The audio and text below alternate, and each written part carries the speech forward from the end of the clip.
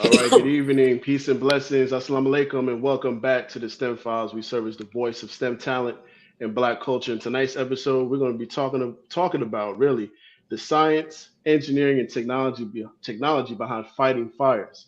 I'm with my family today. I'm with some OGs of mine, brother Eddie Muhammad and brother Lieutenant, former Lieutenant Yusef Muhammad. We're going to be talking about a few things. Really, we're going to be talking about turnout gear.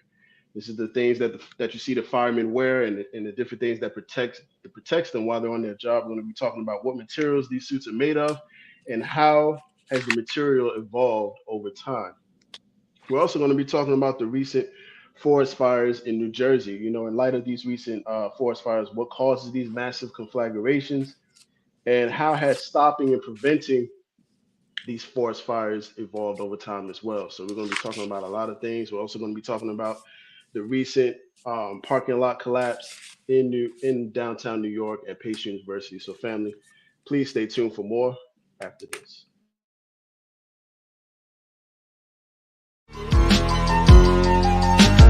You believe in these false prophets, I say I bet he lying. No football, New York City Giants. Girl dad, rest in peace to Kobe Bryant. When we teaching our babies, we teach them heavy science. Heavy science. Heavy science. When we teaching our women, we teach them heavy science. Heavy science. Heavy science. When we teach men, we teach them heavy.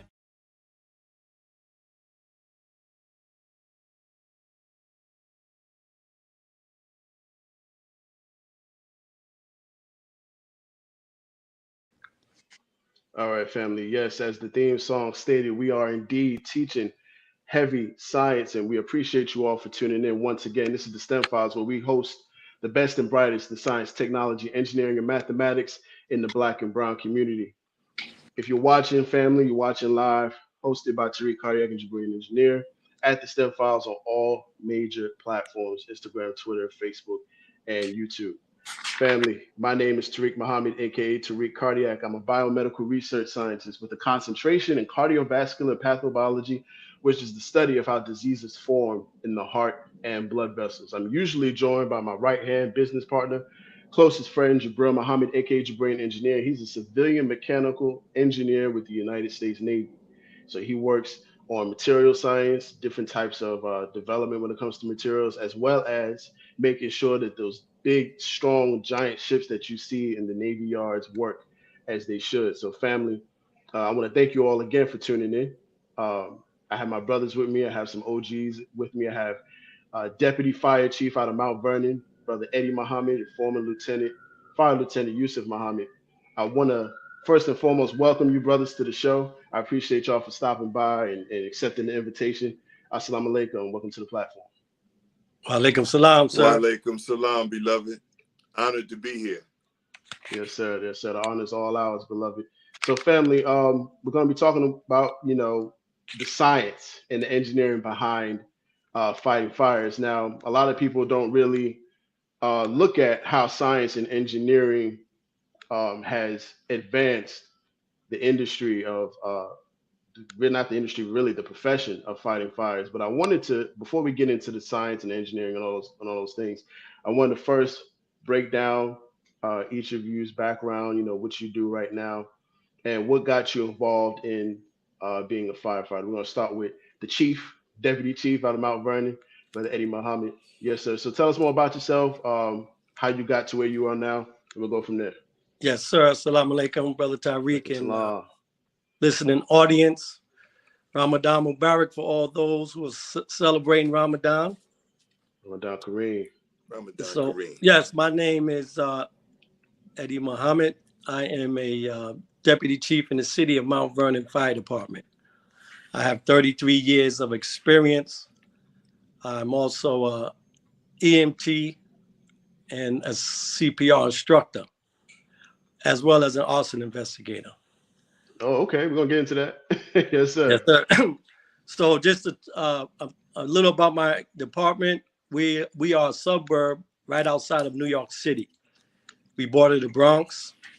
Mount Vernon is 4 square miles. We have about approximately 200 personnel. Our fleet of apparatus, we have 4 fire engines currently, 2 fire trucks, and a rescue. Mm. Okay, so yeah, that's about me. How did I get into the fire service? Well, as a young man coming up, my father encouraged me to take civil service exams. He said, you know, it was a good opportunity to take these exams. So I was taking all the exams that I could. Every time I heard the one was coming out, I took it, from state trooper, corrections officer, fire department. One day, a notice was on my porch. I came out my house. I had no intentions of ever being a firefighter. Never even thought about it. But there was a notice, a flyer on my front porch. I came out the house, and I was about 18 years old at the time. And it was from the Vulcan Society, Black Professional Firefighter Association. And it said, Mount Vernon Fire Department in need of minority firefighters. Take the test. So I was already, you know, Nice. take tests. I saw it. So, fire department. Okay. I went and signed up. Took the test, went through the process. About 2 years later, I was offered the job. Okay, so that's how I got involved in the fire service, and it was, I can tell you the truth, it was the best move that I ever made. I got on, and actually I lived 3 blocks away from the firehouse, the fire headquarters, and I used to go there as a young child. They had a soda machine, and we used to go there and put our quarters in the machine and get the sodas out. And that same building, in 2000, and let's see, I got on it in 1990, and I became chief of the department in 2000, and I believe it was 5. Mm. No, 2011, that I was the chief of the department in that same building where I used to go get sodas as a child. So all Wow, praise be praise to be to Allah. Allah. Full circle, huh? Yes, sir. Praise be to Allah. Excellent, excellent. We're gonna talk more about the Black Firefighters Association as well too. All right, so we got another OG on the line, brother Yusef, right here out of well, not right here, but in the state of Virginia. We're both currently in the same state. He's in Norfolk. I'm in Richmond. But brother Yusef, can you please tell us more about yourself, how you got into the field in the industry, really, and then we're gonna go from there. Yes, sir, Brother Tariq. Similar to Brother Eddie's experience, I was recruited by members of the Vulcan Society of Westchester County in and around 1984 or so. I was currently working with children in an in-residential institution. And when they explained to me what the job entailed, because again, like Brother Chief Eddie, no one had ever heard me say I wanted to be a firefighter. And so they explained to me the pay. They explained to me some of the details beyond just putting fires out. But then when they explained to me the scheduling, and that sort of raised a positive flag with me, because the time off, I thought, would enable me to do, I was always involved in the community. So I was doing workshops at churches, at schools, at community centers. And so the time off was something that for me was positive. And I said, well, it can't hurt to at least take the tests. And they agreed, Right. of course. And as Brother Eddie said, 2 years later, I got the call to ask me if I was still interested. And of course, I must agree with him again. This is one of the best decisions that God has given me to make, because it raised my family. They never saw a day where they were hungry. And it gave me an opportunity to do what God blessed me to do. And I'm grateful for my family, for their sacrifice, as well as all of our families for their sacrifice, so we can do what we do. But I was blessed to have a 30-year career, retired in 2016, came on in 1986. And somewhere along the way, I got involved in the organization that recruited me. And I had no idea that I was going to be on the fire department. And I certainly had no idea that in 2008 I would be elected as president of the International Association of Black Professional Firefighters. So I Yes, sir. too am grateful, and that's pretty much how I came on and what my career looked like in the Snapchat. Okay. Praise be to Allah. And you know what? I want to ask this question, another question before we get into the subject. Do either of you think that you would be in the position you're at now? And we're in the STEM files and anything that I do, we're big on outreach. Like we're big on representation, making sure that that black people recruit black people for certain professions, right? So do y'all think that y'all would be where y'all at right now if they did not recruit you all, that particular organization?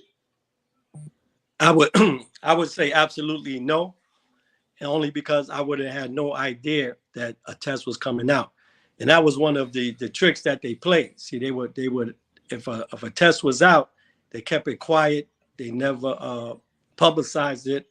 They kept it in house and they gave it to their little cousins and whoever, nephews, sons. So when I saw that recruitment flyer from the Vogue Society, that's what encouraged me to take the test.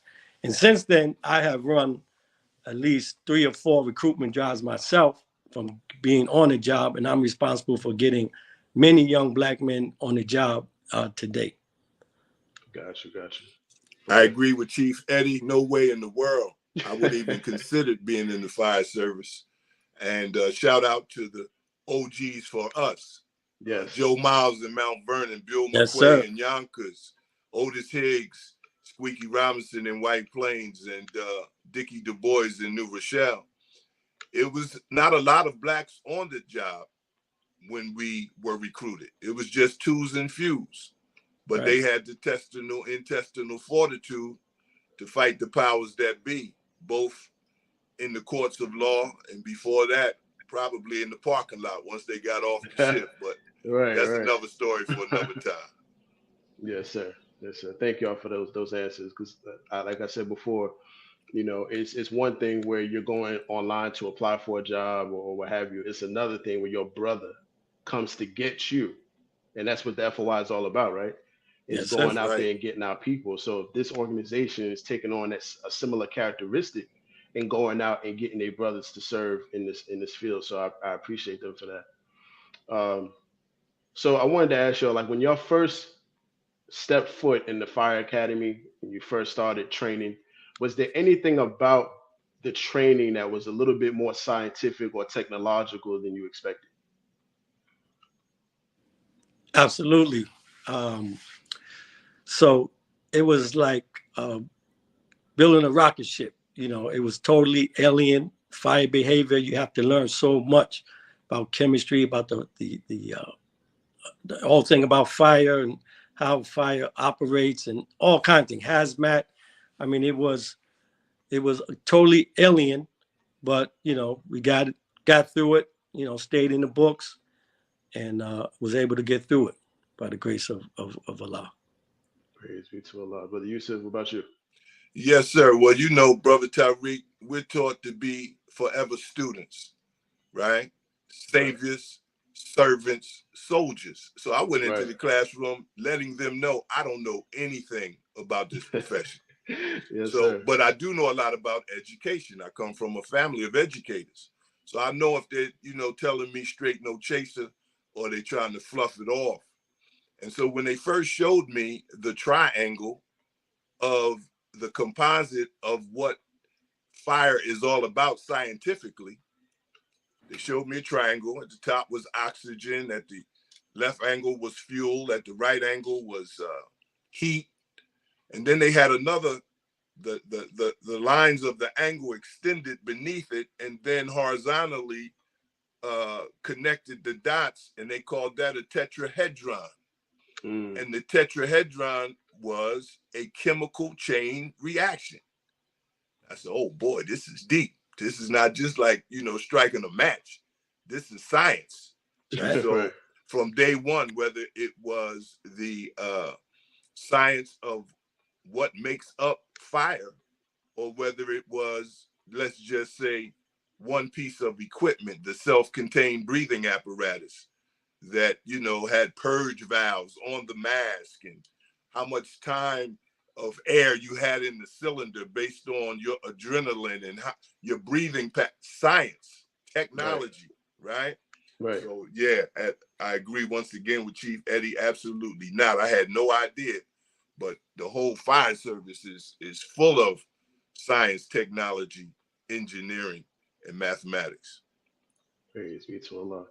Yes, sir. We got a special viewer in the chats, Brother Rudolph. Congratulations to both No. of those giants in the field of the fire service, and kudos to you for sponsoring the show and giving them an opportunity to explain their stories. Thank you, Brother Rudolph. We greatly appreciate that. Please keep watching the program. We got a lot more in store. And watch every episode. Don't just watch it because the brother's on. Watch every episode. That's right. Well, we appreciate that.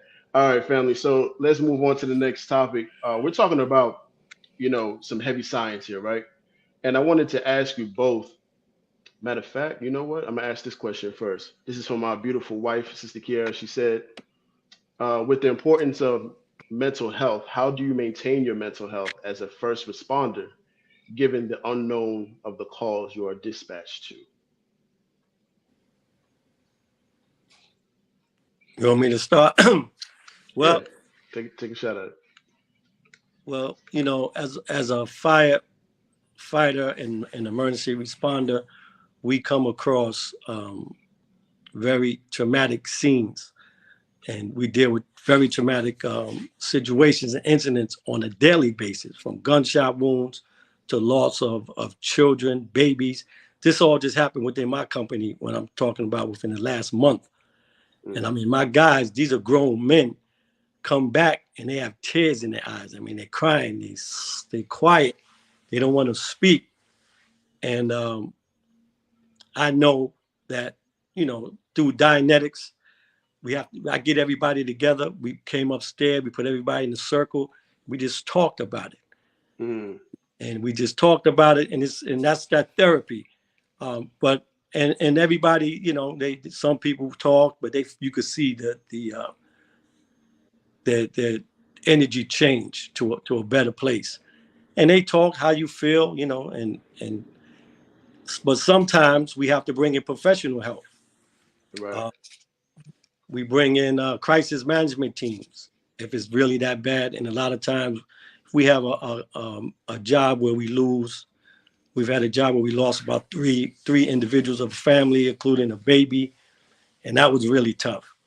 So we brought in professional help, and again, it's all about getting it out and talking about it and not holding it in, because that's where it gets to you. So again, we all go through the experience. We talk about it together. We get our feelings out, and again, some guys cry, but when we leave that room, uh, we're in a better place. right. Yes, sir. Brother Yusef, what about you? Yeah, same across the board, whether or not Dianetics is used. The bottom line, and I'm not an auditor, but we know it's critically important for auditors to just listen. As Brother Eddie said, you try to encourage your crew to talk about what they're going through. Some may not. And Yeah, then in the debriefing, some may call it the PTSD, the post-traumatic stress disorder, to deal with what it is you're going through. Or psychologists would say disorder is one thing, but a syndrome is another. right, And so there are different levels of trauma that firefighters see on a day-to-day basis. We hope that they leave a peaceful environment before they come to work, but that's not necessarily so with all the men and women. Some people bring, baggage with them. And then any incident that happens could trigger what it is that they're going through, right? So it's critically important that we have debriefing you. All of us on the line, we understand the importance of prayer. We understand the importance of reading scripture, and we understand, even though the fire profession promotes a buddy system, you don't go into an incident without a partner. And we do the same thing with the FOI, but at the same time, when things happen, you find yourself like out on a limb. You different people don't, you may not think other people understand what it is you're exactly going through. You know, Brother Rudolph and I oftentimes talk about the psychology of the victim, the psychology of the first responder, and the psychology of the emergency manager. And so in these psychologies, many times there are times where the same situation overlaps with all three, but for the most part, each one has a different assignment.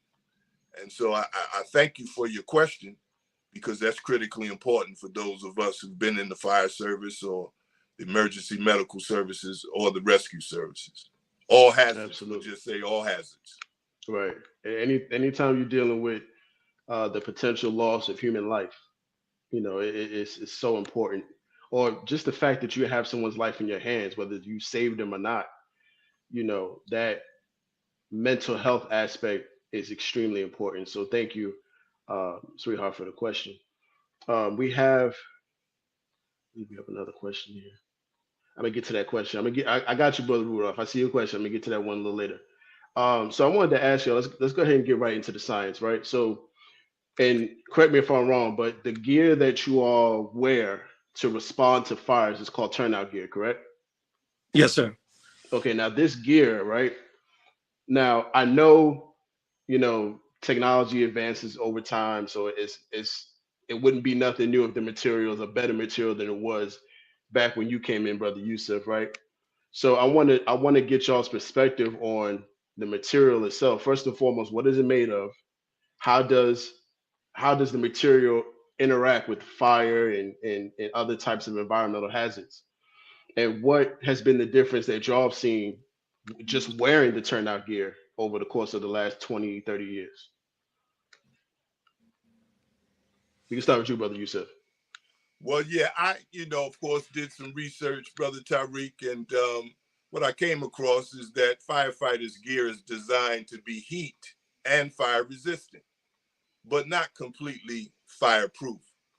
The materials used in the gear, such as Nomex and Kevlar, are able to withstand temperatures and flames for a certain amount of time. However, prolonged exposure to fire can still damage or melt the gear. Additionally, the gear is also designed to protect firefighters from other hazards, such as smoke inhalation, fire debris, falling debris, and electrical hazards. Now, there's a agency in the fire service called NFPA, the National Protection, Brother Eddie's the National Fire Protection, Association, which kind of sets the codes, gives the parameters of certain codes in the fire service. And turnout gear consists of 3 layers of materials, Brother Tariq, called the composite, which is made up of the outer shell, the moisture barrier, and the thermal liner. As you said, the technology has changed. You said when I came on the job, you're trying to say like over 100 years ago, right? When they were riding horses, brother. They were riding horses. But the main purpose of the outer shell is to protect the firefighter from the direct flame. It also contributes to abrasion and cut protection, as well as some thermal protection. Different manufacturers engineer into the fabric additional like attributes like strength, flexibility, abrasion resistance. The primary purpose of the moisture barrier is to protect the firefighter from water and what NFA refers to as the common liquids, quote unquote, chlorine, battery acid, aqueous film forming foam, gasoline, hydraulic fluid, and antifreeze fluid. The other purpose of the moisture barrier is to allow perspiration to move away from the wearer, also referred to as breathability. So I'll leave it right there, and I'm sure Brother Chief Eddie may have something he'd like to add. Oh, you did an excellent job, Chief. Well, yeah, just to add to that, the protective turnout gear also has a rating, which is called the Thermal Protective Performance Rating. and that rating is assigned to that gear by OSHA and the NFPA, and it's the numeric value is 35. So what does that mean? You divide that number in half, and if in seconds, and that will give you the amount of time if that gear is exposed to direct flame for half that time, which is 17.5 seconds. The human skin will receive a 3rd-degree burn. Okay, so sometimes people think, oh, firemen have this gear on, you could go in, we can run through fire and stuff like that. That's not the case. Okay, so it does have a protection, but it provides a minimum level of protection. Okay, so we just got to keep that in mind. Got you. So when I came on the job, go ahead, bro. So I've been on the job from 1990. So 33 years ago, when I first got on, we had rubber boots, which we would pull them up, and they came up 3/4 up to your thigh, and we had a long turnout coat. I don't know if it had the double. I don't remember if it had the vapor barrier as well as a thermal barrier. Do you recall, brother Yusef? I know it had one. I know it had some type of insulation, but I don't think it had both. Right. But that was it. We had a helmet, and that was it. Now it's a fully encapsulated in PPE protective envelope with, like you said, the Kevlar, Nomex fabric, and it looks good. It has reinforcements in the knees now. It's very comfortable. Leather boots. So yeah, it's come a long way with technology when it comes to the PPE and turnout gear. Got you. So what has been the most high tech turnout gear that y'all personally worn in your careers? Like, is it the one now, or has it kind of has it went back a little bit, or is the current turnout gear the most high tech that you've worn? Yes, the current is the most I wore. That's been out now for about at least 10 years. Again, it has all the bells and whistles. It has the reinforced shoulder pads, knee pads, all of those things. So yes, it's the current one that's out now is what it is. Gotcha. Brother Yusef, did you have something you wanted to add? Yeah, well, I want to agree with, I didn't get to the thermal, but I just wanted to, as we know, repetition is the mother of learning. That thermal liner provides a majority of the thermal protection from this is your word, Brother Tariq, ambient heat, right? In the room. The more thermal lining there is, the less heat the firefighter will feel. The less thermal lining there is, the more heat the firefighter will feel. And when you sent the question out, I said, man, you right on time, because there's a current debate. There's politics and everything, Brother Tariq. So the NFPA that we talked about, the National Fire Protection Association, is about to be sued, Brother Chief Eddie, by the IAFF, the International Association of Firefighters, which is the international union. And the lawsuit is over firefighter turnout gear and the testing standard.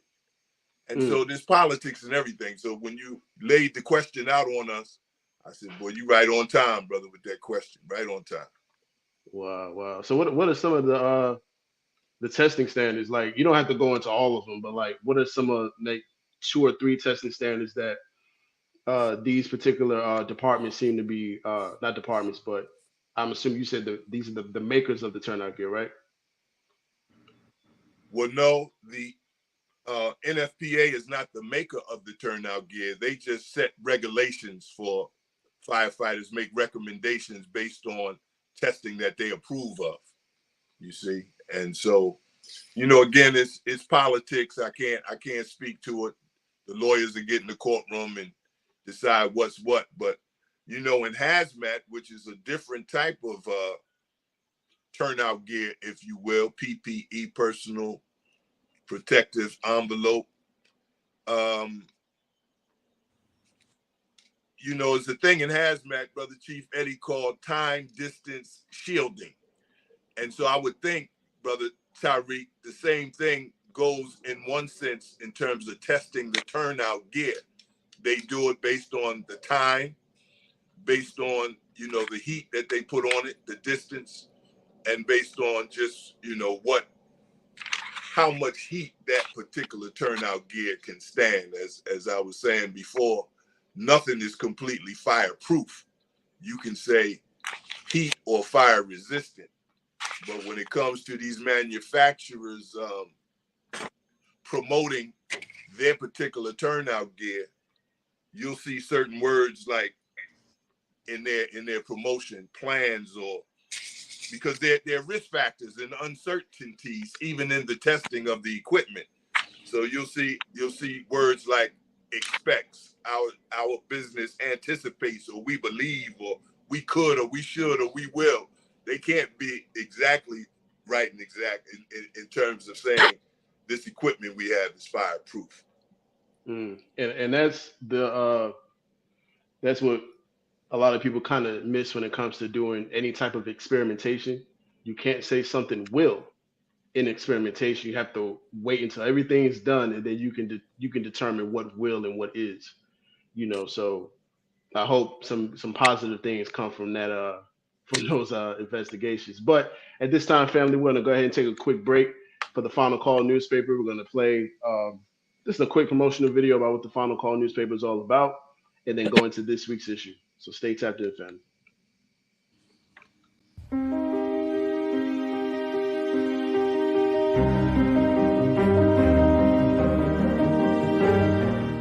Now you can get the same uncompromising truth you've come to expect from the Final Call newspaper on all your connected devices. Subscribe to the Final Call digital edition today. Go to subscribe.finalcalldigital.com. Peace. This is Yusef Muhammad, a future architect, and you're watching The STEM Files.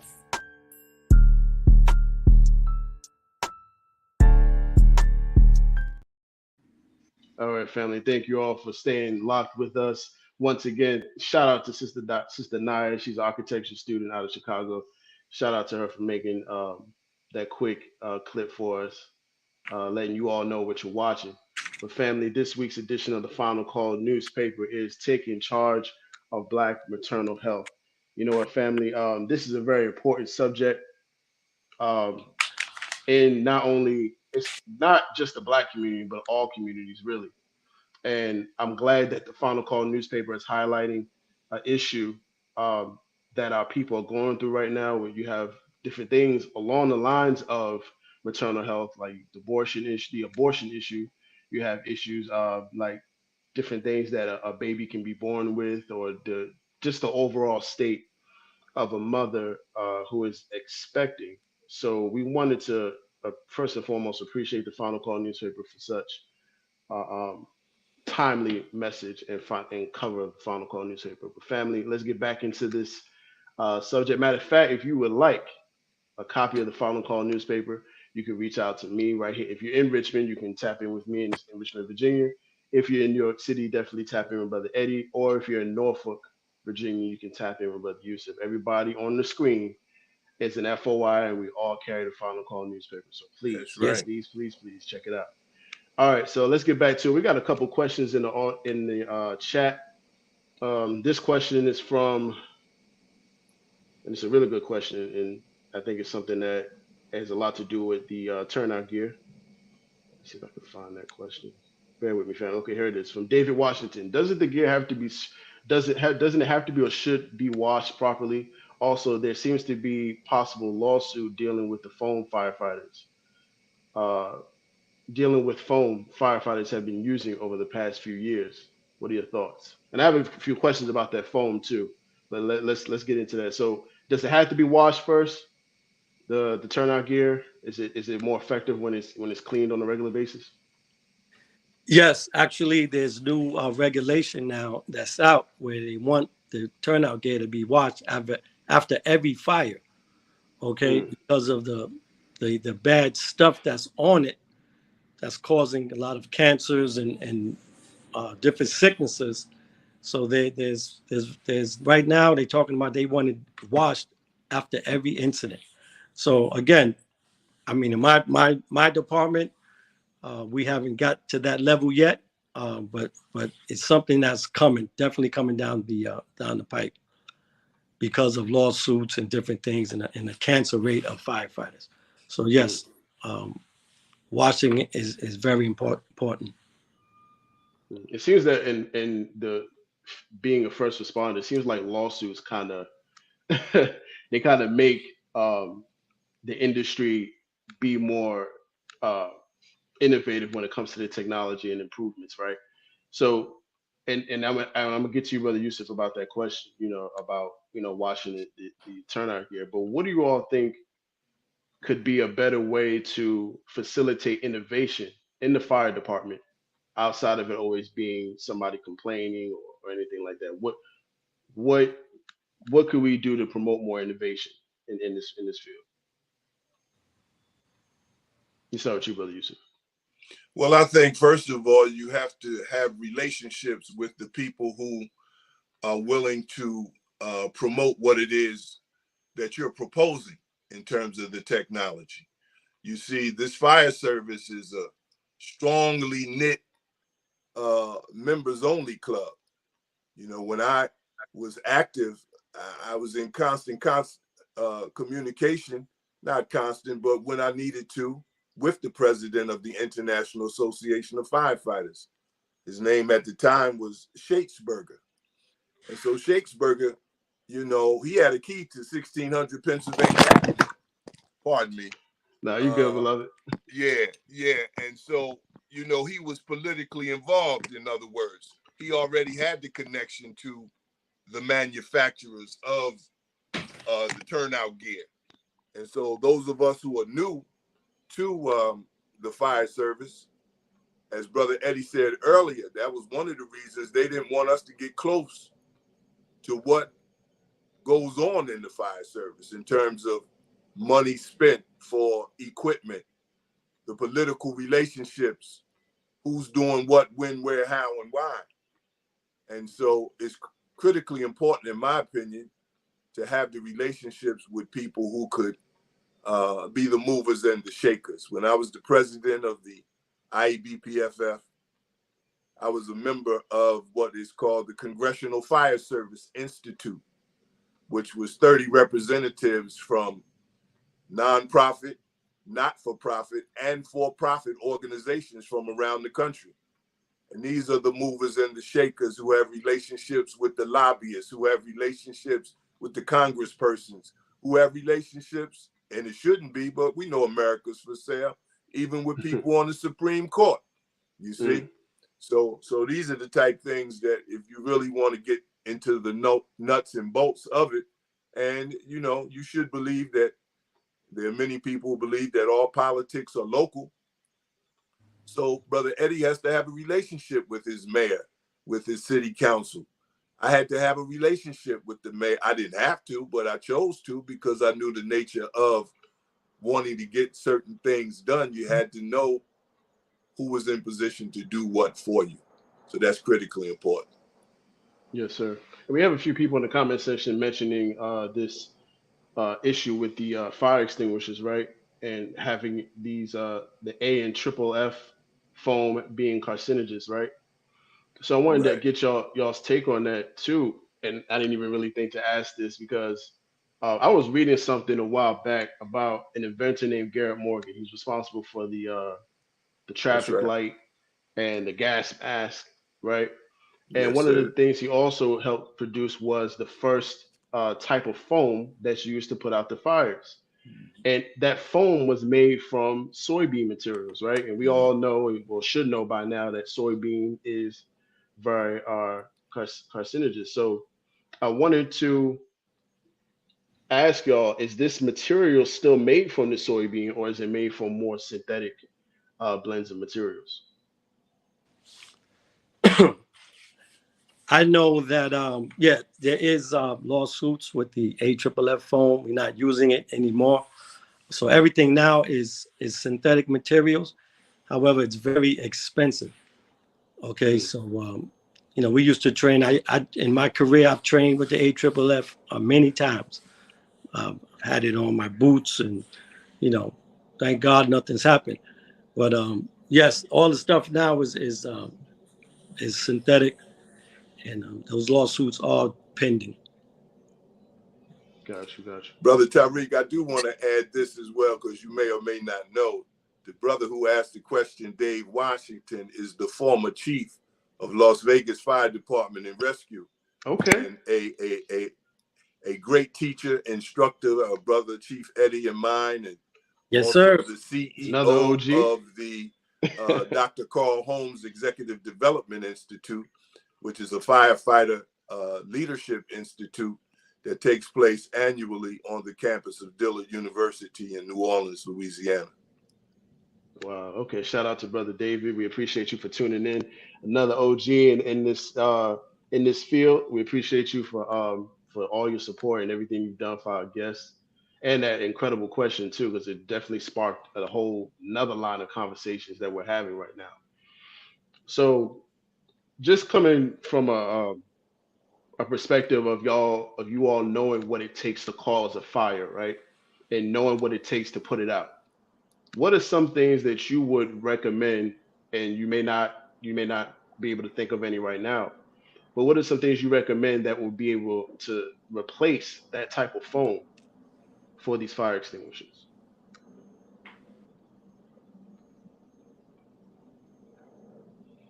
You got me on that one. Yes, sir. Yes, I understand. All right. Well, Yusuf, what about you? Yeah, I'm gonna redirect that question to you, brother Tariq. You know what I I knew he mean? was gonna do that. Yeah. Well, For you know me, sure. I'm if it ain't the Navy bean, I don't mess with it. But No, but it's about relationships. See, right.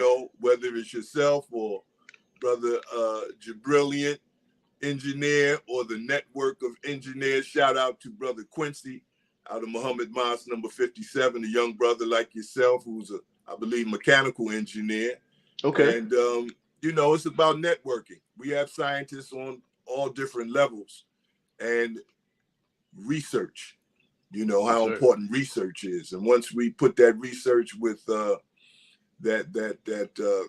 connectivity, if you will, Brother Rudolph and I talk about a strategy in terms of community investment, Right. community involvement, community partnership for community risk reduction. And so, somebody out there has the answer. They're probably listening to the show right now. They probably are. As we told our, well, we definitely, if they're not listening, we want to make sure that this is shared enough so that somebody, definitely finds it and has that idea, or probably has the solution sitting in their book right now. But family, and also tell Brother Quincy to come through on the STEM files. We got to chop it up with him. I wanted to. So now that we at 45 minutes, so I want to get into the New Jersey forest fires, right?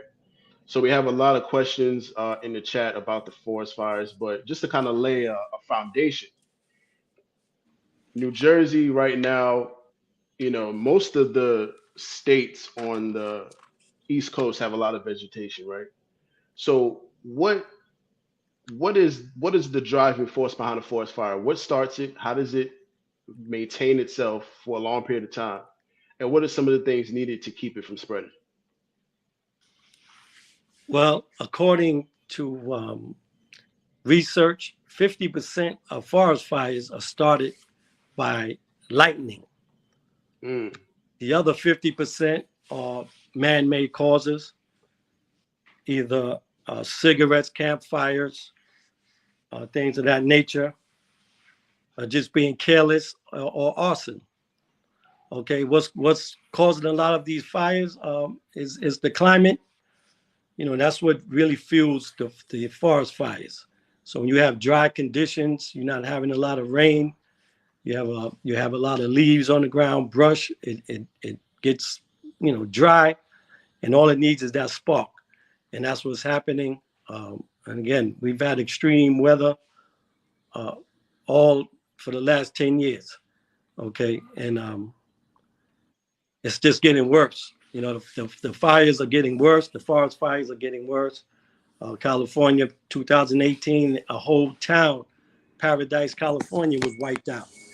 Right. 86 people were killed. And again, this is just something that's getting worse. Yes, sir. And you know, you mentioned something too, you know, about the changing in weather over the last decade, right? Um, do you believe that these forest fires, you know, have anything to do with what we're taught by the Honorable Minister Louis Farrakhan about Allah using nature and the natural elements to impose judgment on the planet? Do you feel like these fires are part of those events? Oh, absolutely. I always tell people you haven't seen anything yet because I know the time, and you know, we just in that season, so we know that, you know, this we are facing judgment. America's under, Right.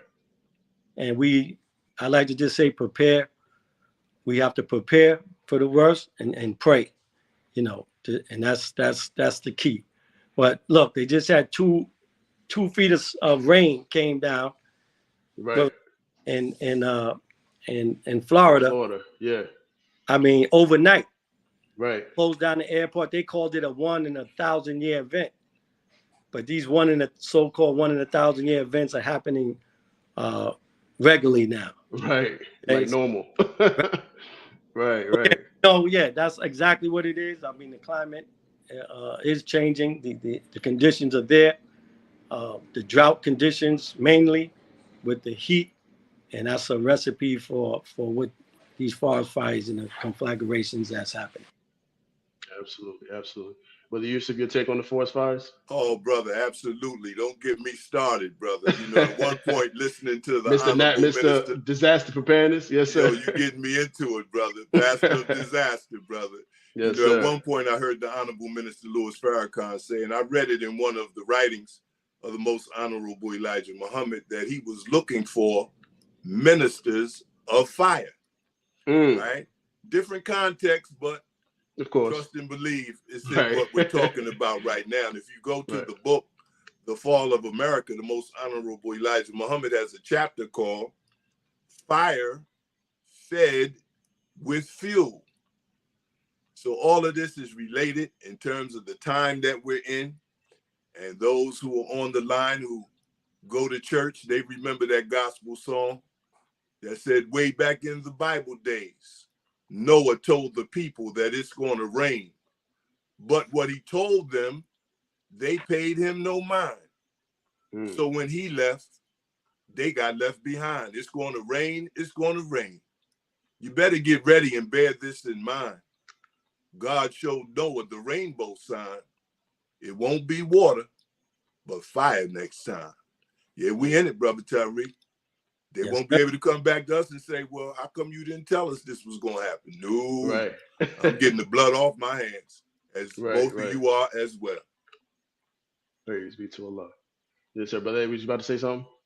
No, I was just going to say the 4 great judgments by the Honorable Elijah Muhammad told us: rain, hail, snow, and earthquakes. So we just That's got to right. stay prayed up. Absolutely. Yes, sir. Yes, sir. On that Yeah, that note, may was. I share something, brother Tariq, real quick? Yes, sir. Please. Yeah, Absolutely. because staying prayed up, it really goes back to the psychology of the victim, the first responder, and the emergency manager. And the bottom line is all of us can lose our life depending on the incident. And so there's a prayer called the Firefighter's Creed. And I just want to read it real quick because prayer is definitely important. And shout Absolutely. out to Sister Commissioner of Chicago's Fire Department, Sister Nance Hope. She just lost 2 firefighters a week and a half ago, one day after the other. And so Wow. the Firefighter's Creed states, when I am called to duty, God, wherever flames may rage, give me strength to save a life, whatever be its age. Help me to embrace a little child before it is too late, or to save an older person from the horror of that fate. Enable me to be alert to hear the weakest shout and quickly and efficiently put the fire out. I want to fill my calling and give the best in me to guard my neighbor and protect his property. And if according to your will, I have to lose my life, bless with your protecting hand my children and my wife. Amen. Amen. Thank you, Brother Tariq. Yes, sir. Thank you, beloved. We appreciate that. Whenever there's prayer involved, we know that, the individuals who are over that particular area they understand the time that we're living in. And they understand that nothing that we do is in our hands and in our control. When you walk into that burning building, y'all know what time it is. It ain't up to y'all. It's up to Allah whether y'all walk out or not. So I appreciate Yeah. that. Absolutely. All right, family. So we're approaching the hour mark of the program. I want everybody who's watching to drop a fist or a one in the comment section if this episode has been filled with science, technology, engineering, and mathematics as it relates to firefighting. Please drop a one in that comment section. Also, family, too, we want to do a black business highlight. We have a brother here in the city of Richmond, Virginia, who has started a business to help you, especially black people, repair their credit. So please tap in with our brother's student in the ministry class here in Richmond, Virginia, Muhammad's Mosque, number 24, brother Christopher 3X. His company, Sunnybrook Solutions. Sunnybrook named after his daughters, Sunny and Brooke. And his solutions have a great deal of value. And we all know that, as much as we like to fight it, having good credit is valuable. So I want to go ahead and play a quick promotional content of our brother talking about this particular program. A lot of people think that just because they have a high credit score, that means that their credit is good. When in all reality, you could have a 720 or 750 credit score, but if you only have one open account, this makes your credit profile weak. So someone with a 620 credit score, with their credit profile built out properly with 10 or more open and positive accounts, this is actually better than someone with a 750 credit score, because this shows that they are trustworthy over 10 or more positive accounts. So when you're looking at a mortgage, or when you're looking at that brand new 2023 Mercedes that you want to get, you have to understand how to structure your credit profile properly. And I have exactly what you need. Yes, our brother definitely has exactly what you need. So tap into our brother's credit repair solutions. You can visit the link in the description if you're watching on YouTube, and of course in the caption if you're watching on Facebook. Family, this has been a great episode. I've definitely enjoyed myself. I've learned so much. I wanted to get your thoughts, both of your thoughts, on what happened in New York City 2 days ago with the parking lot collapse in New York City. So just kind of give us a brief understanding of how buildings may collapse. What are some of the things that can go wrong, and how firefighters respond to these things? Brother Joseph, you want to go first? No, you can go ahead, beloved. All right. I'll just say this, that FDNY used a robot dog for the first time, technology, right? And they used a drone to search the garage after the collapse. But Brother Eddie, you go right ahead, brother, on that. All right, Your yes. purview. Well, first, so you have 5 different kinds of collapse. Okay, we have something called a lean-to collapse. So that occurs when a floor or roof supports fail on one side of the structure, opposite side is still attached to the wall. So it results in void spaces that is closest to the wall. That's remaining. Okay. Mm-hmm. You have a V-shaped collapse, which I believe would happen at this particular building. The collapse occurs when lower walls or floor joists fail due to heavy loads, resulting in 2 voids, one near each exterior wall. So it collapses in the middle, and you have those void spaces towards each exterior wall. You have a pancake collapse. Destruction of load-bearing walls will cause the floor support to fail, dropping the floors and roof on top of each other. Okay, you may have void spaces where there's furniture and things like that as it came down, and that's where you would find your victims. Cantilever collapse is one or more walls have collapsed on the other, and one end of the wall is still attached to the other bearing wall. Okay, this is the most dangerous collapse because it's the secondary collapse is coming, it's imminent. Then you have something called an A-frame or tent collapse. The flooring separates from the exterior wall, but it's still supported by the interior wall, so it forms like an A. And then again, you'll have those victims in the middle. So what caused this particular collapse, of what I have read and watching the news even up to tonight, they believe that this is a 3-story building. It's the age of the building, number one, is over 100 years old. Right. And the weight capacity was it was overweighted. They had a lot of SUVs, heavy vehicles on the roof, and it caused that collapse and brought the building down. Of course, we know one person has died, and there's few injuries, but they're still there even up to tonight. Again, they have to pull everything out of there, all the debris. It's a slow process because the rest of the building could collapse at any time. So they're there. They have the heavy cranes and heavy machinery pulling the cars out and just clearing the debris. Gotcha. Okay. All right. So we got the science of how these buildings collapse. So, Brother Yusuf, starting with you, how do firefighters assess the situation and determine how they're going to go and do the search and rescue and get these people out of here? Well, you're trained to construct a particular size up when you get there. You have your first due companies, your second due, your third, and each one has a responsibility to call for additional equipment if needed based on their assessment. Also, I think it's critically important that even before you go to an event like this, that you try to train on the lessons learned and the best practices used. And so in the fire service, they have what is called an advanced pre-planning, where, fire service personnel go to these buildings to see whether it's inspections or to see, what will happen if. And it's one thing to train, and that's critically important.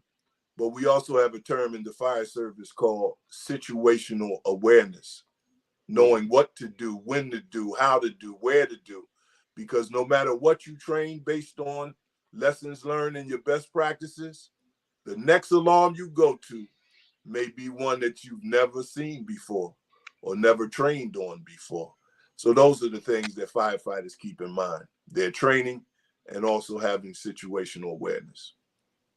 Yes, sir. Yes, sir. I'm glad you mentioned situational awareness too, because if you take 9/11 for example, right? And I don't know if either of you, and I'm sure both of you had to deal with that at some point, with the whole city responding to that, right?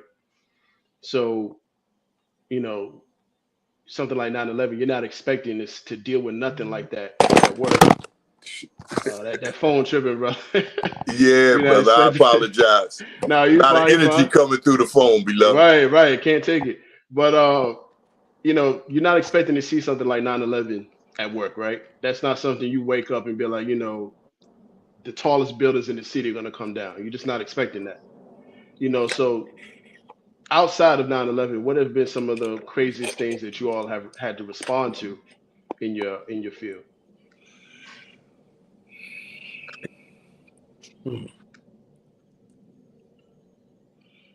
While Brother Eddie thinks, because Mount Vernon's always burning, so they say. That's affectionate, Yeah. all right? Now, money earned it. They say money earned it first, Mount Vernon, always burning. But I got a call one time, beloved, in the firehouse. The dispatcher said, I'm getting multiple calls. They don't know if it's an airplane that crashed. They don't know if somebody set off a bomb. They just don't know. They gave the location. What happened was a driver of a propane tank fell asleep and crashed into the the bridge going over 287, and propane went everywhere on both sides of 287.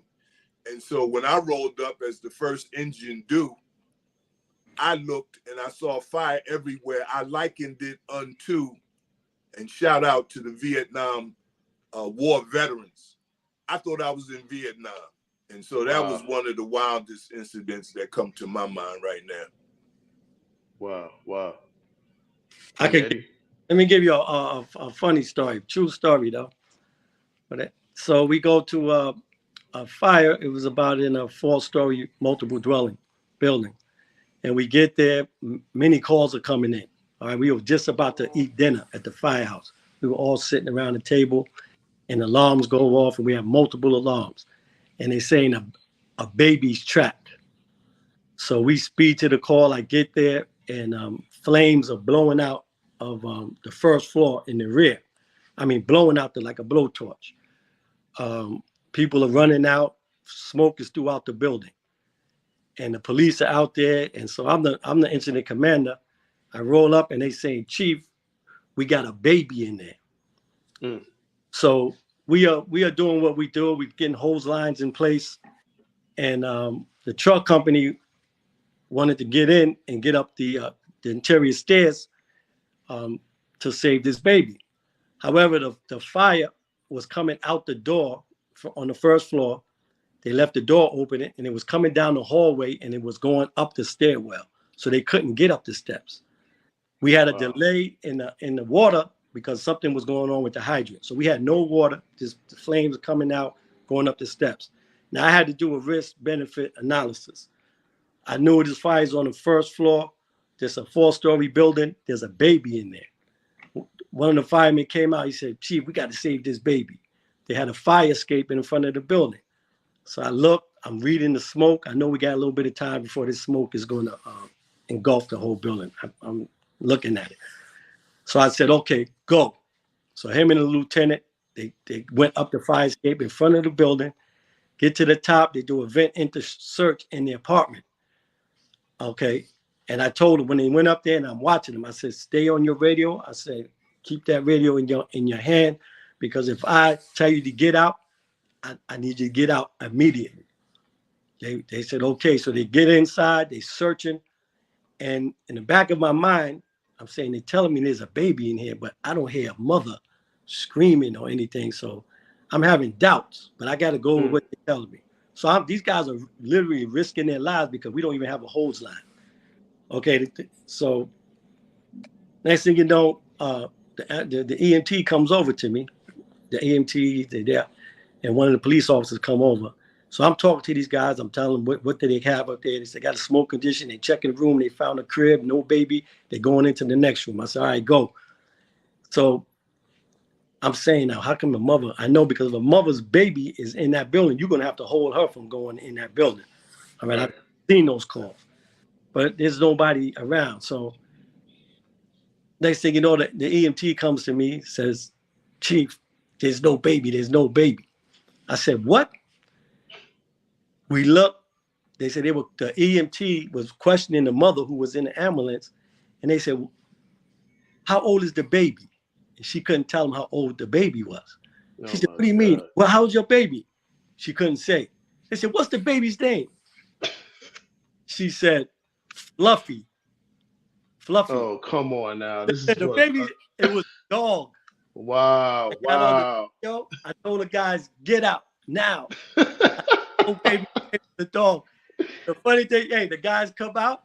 They had the dog one of them found the dog, and he threw the dog on the command post. He said, "This the Get your damn dog." It was a dog. So you hear those stories, but the woman, she just was saying, my baby's in it," because that's what she calls her dog. And everybody's just, it's a baby. And guys were really risking their lives, did a hell of a job. And we ended up putting the fire out, saved the building. Yeah, but that was just one of the stories that came to mind. That had a good ending. Got it. Man, some people, that's like you said, it's their baby. They treat their dogs like their children. You can't tell them nothing. Right. You know, so whatever they call them is what it is. You know, so I'm glad I'm glad everybody made it out of that. So we have a question from another audience member, my beautiful wife again. She's coming off of the final call, this week's final call edition about maternal health, and she asked about women in firefighting, right? So speaking of women, what can be done to increase recruitment of women into the field? Now, you all mentioned the Vulcan Society, right?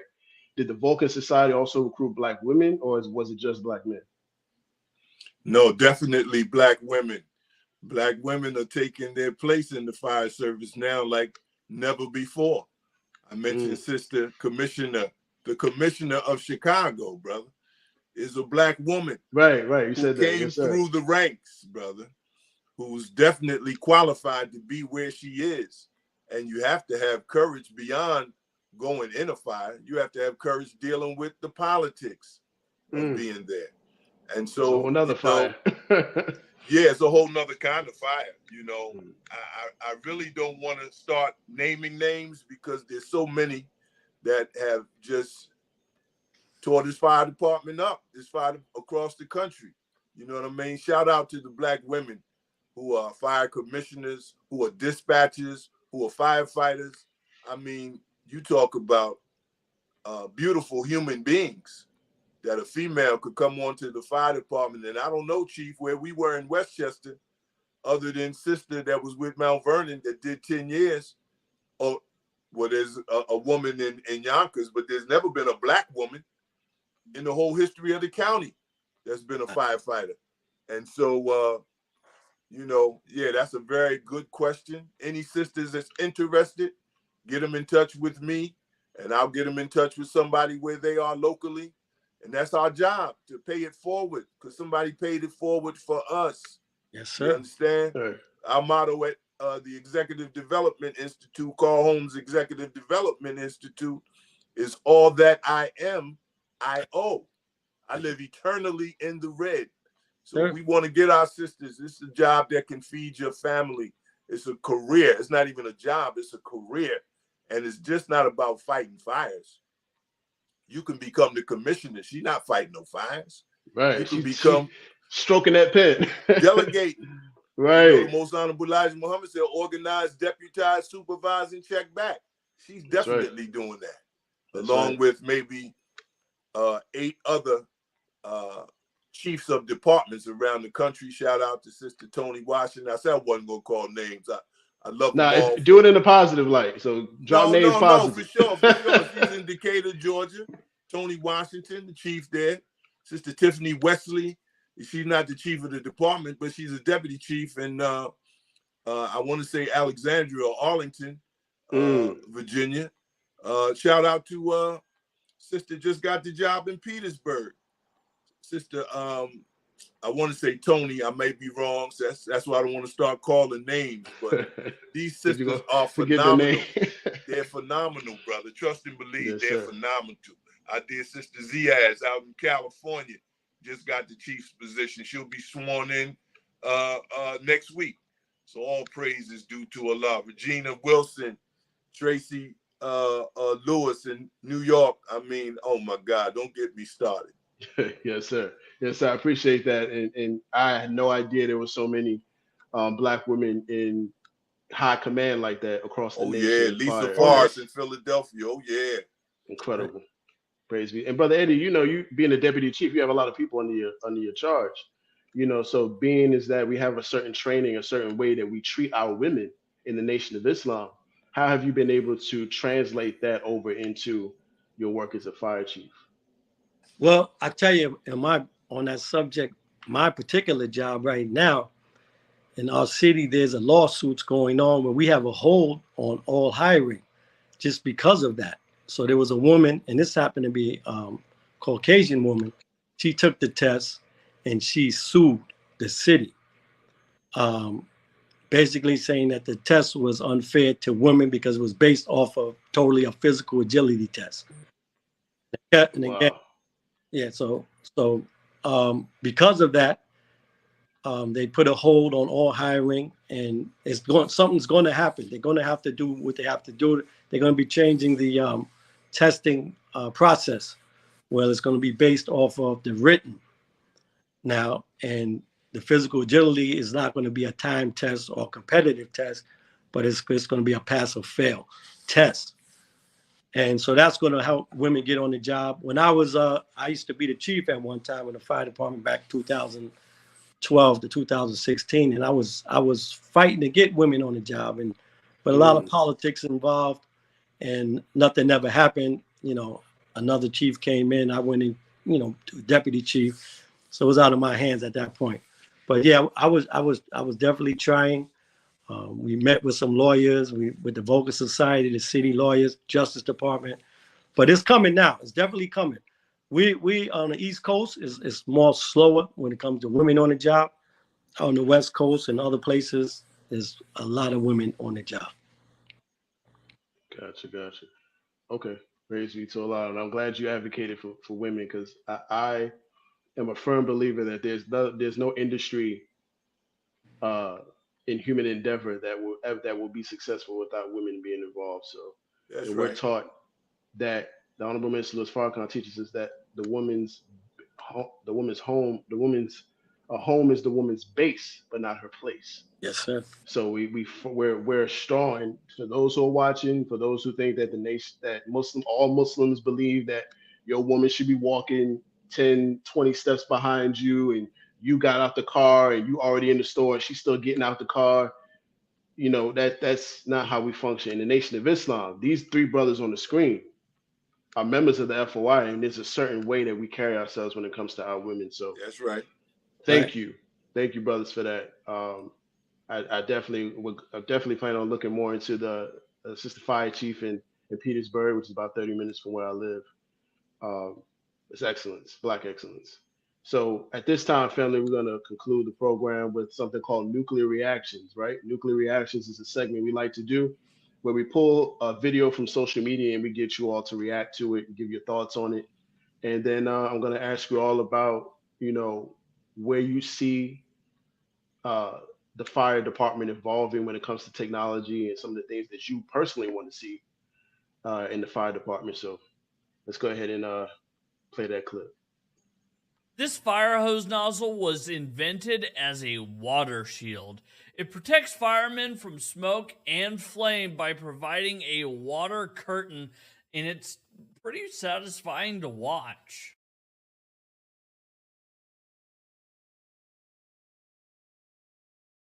All right, family. So let me get your thoughts on that. So seeing that particular nozzle attached to that hose, what are some of the better water apparatuses that you've seen, over the course of your careers? Have you seen anything like that? And is there a certain way that you would like to see a hose put out a fire in the future? Yeah. Okay. So that video, that shows a fog nozzle, and we have those. Just about every department has a fog nozzle. They're combination. So you have different kinds of nozzles. We have something called straight stream, solid stream, which is just a straight stream of water, and then those came out after that with combination nozzles or fog nozzles, and what they do is they create a water barrier, all right, between you and the fire, to protect you from radiant heat, convection heat. And we use that. You can use it for ventilation. It works excellent. You put it in the window inside of a building. You at the window, you create a cone, and it'll pull the smoke and heat right out that window. Better than a fan would electric fan. So those are great technology that I would like to see in the future. Maybe a robot that can go with do it for you, right? Let them do the get the main body out, then we come and mop it up, and that would save a lot of lives. We lose over 100 firefighters every year fighting fires, and I know most firefighters, if they heard me say that, they say, "What? Not go in?" Because as firefighters, they love to get in there and put fire out. But again, if they've come up with some technology where we didn't have to put ourselves in that danger and save lives, then that's what I would be looking forward to, as well as more women on the job in my particular department and on the East Coast. Got you. Now that statistic, is that a national thing, or is that just in New York? What's that? That you said 100 firefighters, over 100 a year. No, that's nationally. Nationally. Yeah. Okay.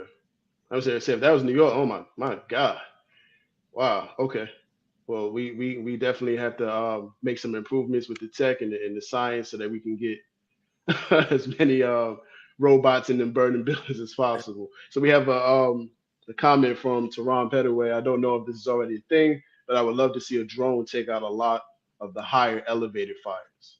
And I was just thinking about 9/11 too, when the firefighters had to climb all the steps and get to as many people as possible. I would hate to have to climb 90 flights of steps to put out a fire or to get people. You know, I like to stick to the patient care side. You know, y'all can have the burning buildings and all that.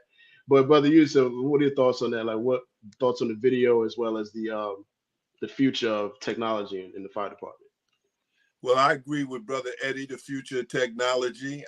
I agree with brother, my nephew who wrote the question about the drone and extinguishing. Okay. If Shout it's out to not, nephew. yeah. You know, you that's the cousin you didn't know you had, Brother Tariq. Yes, sir. Because you my nephew. You know how that go down. But, yes, sir. Yeah, Absolutely. that's a great idea to have a drone if they haven't already invented it or the patent is not out yet. Then we need to look at that. Maybe we should whisper that, you know, because somebody's going to steal it. You know how that go down. Right, But right. as I mentioned with the collapse, they used the drone with all of the unusual weather and man-made and natural disasters that's happening. Drones are now used by the fire service and law enforcement because the drones can get pictures where, you know, it's unsafe for human beings to go in. Now, Right. the other technology that I'm considering is the technology of self. I wonder if the fire service personnel know how important it is how to eat to live, how important it is to be engaged in health and fitness, you Right. know, because a lot of the fire service personnel are like the American society. We're obese, unfortunately. And to the degree you think you're in shape, it's not just about having a chiseled body. If you're not taking care of your organs, you know, that fog nozzle reminded me of a shield. And those of us who have just come out of the month of Ramadan, the discipline of being in Ramadan acts as a shield to protect us from various things, whether it's physically, physiologically, mentally, or spiritually, right? So the minister told us this is the spiritual PPE we got to put on, the technology, the whole armor of God, right? Right. Helmet of salvation, the breastplate of righteousness, the shield of faith, the sword of the spirit, the belt of truth, and your feet shodded with the gospel. See, that's the real technology we got to put on. And nephew, if you haven't invented that drone yet with the extinguisher, then we need to get together right now and get that patent together like yesterday. Get with brother Tariq and get paid, you know, get paid. So that would be my answer to that question. Thank you, nephew. Praise be to Allah. Family, I appreciate your answers to that question. The STEM Files and our parent company, Original Man Scientific, is all about innovation. So if the STEM Files does not spark ideas in your mind or helped you to bring out ideas that you've been thinking about over time, then we're not doing our job with this platform. So we want to thank all of you who are watching with the questions and different things that you've come up with to propose to our brothers. We are concluding the program. This has been another edition of the STEM Files. Now, before we go, Brother Yusuf, you said you have a parent who was a biologist, right? Yeah, I was actually bigging you up, brother, and brother Jabril, right, for inviting us to this program, because two things came to my mind relative to STEM. In the fire service, we can teach everybody from pre-K to high school and college of what we are engaged in STEM. But to your point, my mother was a biologist, so I got to give a shout out to my parents who were high school teachers. My father, English and history. My mother, biology. Did over 30 years. And the connectivity is, even though she's passed away, we still have that, what you call that thing you look at that's right The behind you? microscope. We still have the microscope in her home in Atlantic City, New Jersey, connecting it to us as her children, connecting it to our children, and connecting it to our grandchildren, which our audience may or may not know that Brother Eddie and I are grandfathers to the same granddaughters. You know, what? Oh, okay. I didn't know that. It's connectivity. Nice. You know what I mean? Yes, so sir. We're grateful for you, Brother Tariq and Brother Jabril, for inviting us to this program, because the fire service is definitely can be used in terms of STEM, all generations. Praise be to Allah. Wow, I didn't know y'all were in-laws like that. Okay, praise be to Allah. Well, we thank you both for joining us. This has been an incredible program. I wanted to ask a question real quick from our audience member. This is from Auntie. She said she wanted to know many of the 9/11 firefighters that lost their lives were any of them Muslims. And I'm not sure if any of you all knew anyone personally that was practicing Islam. I didn't know any personally, but I believe there was. I know I heard of at least one that was Muslim, Brother Yusef. Do you know? Yes, sir. No, I don't know for sure. I do know one of them personally that passed away, and I met the wife of another one, Brother Vernon Cherry and Brother Captain Vernon. I want to say Johnson. I don't want to get it wrong, but the thing about Brother Vernon Cherry, not knowing if he was Muslim or not, you know, we're taught that a good Muslim is a good Christian and a good Christian is a good Muslim. The thing about Vernon Cherry, I remember, and his picture of his rig, Brother Chief Eddie, was a truck from a house in Brooklyn on its way. It was on the Daily News the next day. Right. And he perished. And the 12 brothers out of the 343 that perished in the fire service was the exact same amount, 3% of blacks that were on the job of a department that was 12,000 at the time. 3%. But the Brother Vernon Cherry used to always sing this song, Amazing Grace. How sweet the sound that saved a wretch like me. I once was lost, but I am found. Was blind, but now I see. Amazing Grace, Vernon Cherry. And shout out, may God be pleased with all 12 brothers and all 343 brothers who lost their life, or females who lost their life that day, 9/11. Was that 2001? Yes, sir. Praise yes, sir. be to Absolutely. Allah. May Allah be pleased with everyone who returned to Allah. We have I think this is your nephew again. Well, no, this is you. So you have Tehran and Tavon, right? Twins. Okay, so this is the other twin. This is he's kind of adding to his brother. He said stepped out to make a call, but I was going to add virtual reality training can help the force as well. This will allow training to be conducted at a higher rate. You need to put me in touch with your nephews. They thinking on like some innovation type stuff. We got to sit down with these brothers. Indeed. But what are your thoughts on that, Brother Chief? Oh man, that's great. Actually, I attended a class at the Fire Academy in Maryland, National Fire Academy, and they had a virtual class, part of the curriculum, and you were in front of a big screen, and then when you were moving around, like you were in a fire building. I mean, it was the closest thing for actually being in the fire building. So yeah, that's great. It's the closest thing from actually the real thing. Gotcha. Yes, there's so much that can be done to advance, the fire department and the work that you all are doing. It's come such a long way just based on what you all were talking about. But once again, so I appreciate y'all for coming through. This has been an incredible episode of the STEM Files. We've never interviewed anyone in the service industry. We've always interviewed those who are in the hard sciences or in the trades. But we never interviewed anybody in this capacity before. So we want to thank y'all for coming through and agreeing to come through. You know, Thank all you, three sir. of us work, right? All three of us work in the Nation of Islam's Ministry of Health and Human Services. So we're passionate about building the next generation of, you know, first responders, nurses, you know, doctors, you That's know, right. all aspects of health and human service. You know, we are extremely passionate about that. But brothers, thank y'all again. Any closing remarks for the audience? I just want to thank you, Brother Tariq, and thank our listening audience for being involved. Tune in every week to the STEM Files, because these young brothers are doing work that's not only just on time, they're in the vanguard and they're networking. And so when you talk about intergenerational relationships, support these brothers.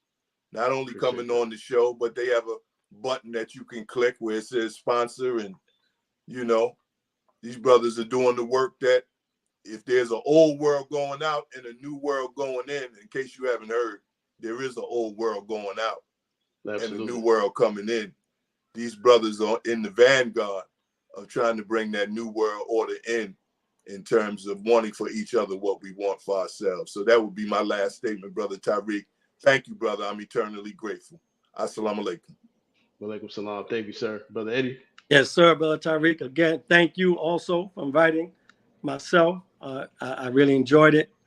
I just want to say Eid Mubarak to all of the Muslims that's celebrating Ramadan. Eid Kareem. Eid Kareem, yes, sir. Yes, And yes, absolutely. it's time to break my fast, brother, so I don't want to keep us any longer. So again, thank you, thank you, thank you. All right. Praise be to Allah, family. Well, once again, as our brother said, definitely Eid Mubarak. Please break your fast if most of you have done so already. But thank you all for tuning in again, family. Next week, we're going to be interviewing Muslima Musa Ware. She is the daughter of the proprietor of River City Market here in Richmond, Virginia. We're going to be talking about forming business around agriculture. So please tune in, same time, same place, Thursday, 8 p.m. Eastern Time. All right, family. Assalamu alaikum. Peace and blessings. Wa alaikum salam, sir.